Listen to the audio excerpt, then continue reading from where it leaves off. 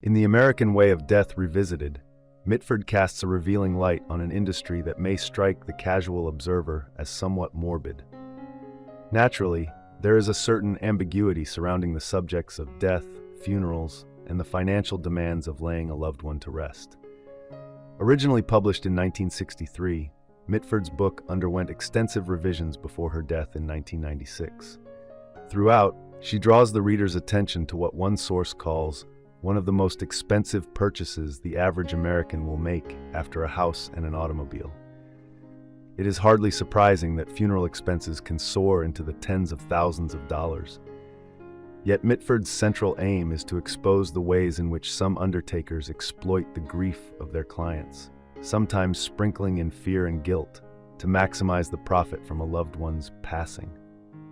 The book also offers a critical look at customs that society has long been conditioned to accept as beneficial, not just for the mourning process, but for society at large. Open-casket funerals, for example, are commonly thought to help loved ones grieve, while embalming is presented as necessary for public health and safety.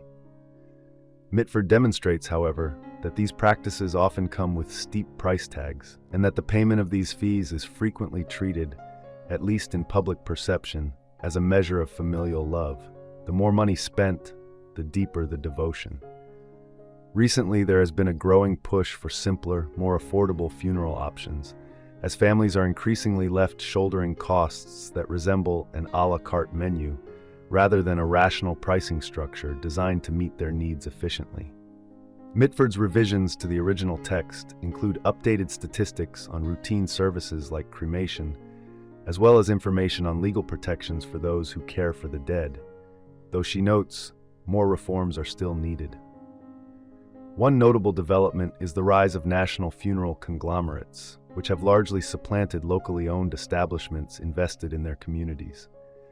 With fewer choices, families often have no alternative but to deal with large corporations more concerned with profits than service.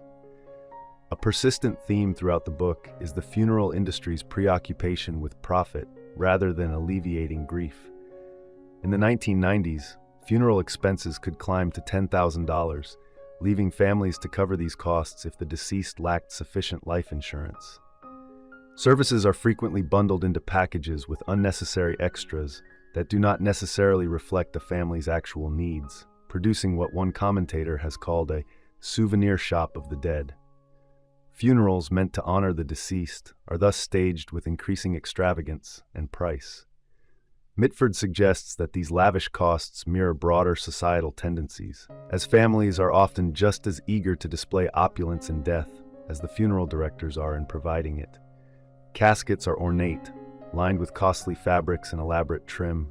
Tombstones appear in every imaginable shape, size, and hue, with some families opting for vaults more suited to public figures than ordinary citizens. Even the deceased may be cosmetically prepared to appear lifelike, reflecting the modern cultural obsession with elaborate funerals. Underlying these practices is a broader denial of death in contemporary society, a tendency to mirror the elegance of one's life in the rituals of departure. Mitford injects humor into this grim topic, highlighting the competitive nature of funeral arrangements. Her metaphor of keeping up with the Joneses to the end aptly illustrates the extremes to which some go to stage an impressive send-off. The consolidation of family-run funeral homes into corporate giants such as Service Corporation International has only intensified society's fixation on increasingly ostentatious ways to honor the dead. Mitford passed away in 1996, leaving some final revisions incomplete. These were completed by her husband, Robert Treuhaft. In a final act of defiance, or perhaps humor, she requested that her own funeral bill be sent to the CEO of one of the mega conglomerates she criticized in her book. The bill, unsurprisingly, was never paid. Thank you for watching. If you enjoy this video, leave a like and subscribe.